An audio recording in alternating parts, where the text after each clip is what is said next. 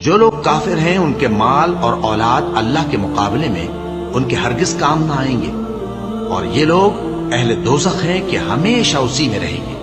یہ لوگ جو مال دنیا کی زندگی میں خرچ کرتے ہیں اس کی مثال آندھی کی سی ہے جس میں سخت سردی ہو، اور وہ ایسے لوگوں کی کھیتی پر جو اپنے آپ پر ظلم کرتے تھے چلے اور اسے تباہ کر دے۔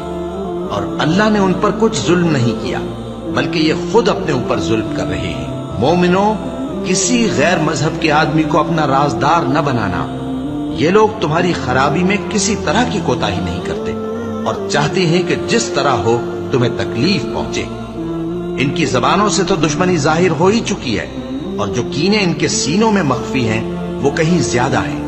اگر تم عقل رکھتے ہو تو ہم نے تم کو اپنی آیتیں کھول کھول کر سنا دی ہیں۔ مومنوں، اسلام میں پورے داخل ہو جاؤ اور شیطان کے پیچھے نہ چلو، وہ تو تمہارا کھلا دشمن ہے۔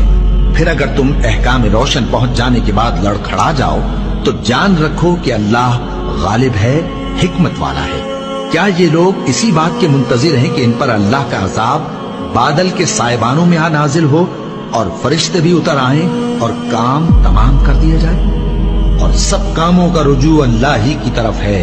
اے پیغمبر، بنی اسرائیل سے پوچھو کہ ہم نے ان کو کتنی کھلی نشانیاں دی، اور جو شخص اللہ کی نعمت کو اپنے پاس آنے کے بعد بدل دے تو اللہ سخت عذاب کرنے والا ہے۔ اور جو کافر ہیں ان کے لیے دنیا کی زندگی خوشنما کر دی گئی ہے اور وہ مومنوں سے تمسخر کرتی ہیں، لیکن جو پرہیزگار ہیں وہ قیامت کے دن ان سے اوپر ہوں گے، اور اللہ جس کو چاہتا ہے بے حساب رزق دیتا ہے۔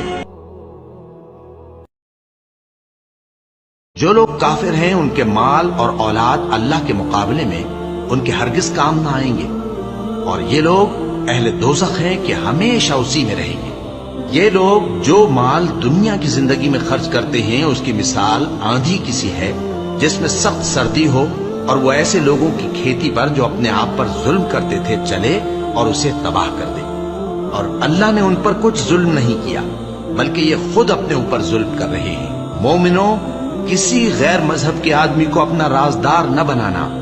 یہ لوگ تمہاری خرابی میں کسی طرح کی کوتاہی نہیں کرتے اور چاہتے ہیں کہ جس طرح ہو تمہیں تکلیف پہنچے۔ ان کی زبانوں سے تو دشمنی ظاہر ہو ہی چکی ہے، اور جو کینے ان کے سینوں میں مخفی ہیں وہ کہیں زیادہ ہیں۔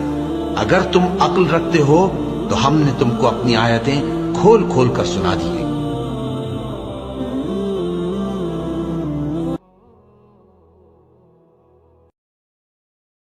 اب جس کا نامہ اعمال اس کے داہنے ہاتھ میں دیا جائے گا اس سے حساب آسان لیا جائے گا، اور وہ اپنے گھر والوں میں خوش خوش واپس آئے گا۔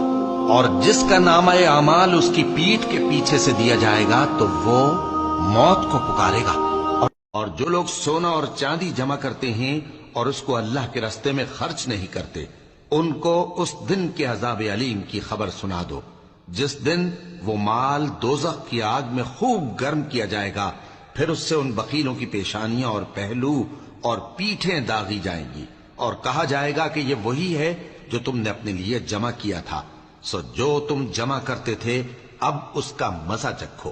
دین اسلام میں کوئی زبردستی نہیں ہے، ہدایت صاف طور پر ظاہر اور گمراہی سے الگ ہو چکی ہے۔ تو جو شخص بتوں سے اعتقاد نہ رکھے اور اللہ پر ایمان لائے، اس نے ایسی مضبوط رسی ہاتھ میں پکڑ لی ہے جو کبھی ٹوٹنے والی نہیں، اور اللہ سب کچھ سنتا ہے، سب کچھ جانتا ہے۔ جو لوگ ایمان لائے ہیں ان کا دوست اللہ ہے کہ اندھیرے سے نکال کر روشنی میں لے جاتا ہے، اور جو کافر ہیں ان کے دوست شیطان ہیں کہ ان کو روشنی سے نکال کر اندھیرے میں لے جاتے ہیں۔ یہی لوگ اہل دوزخ ہیں کہ اس میں ہمیشہ رہیں گے۔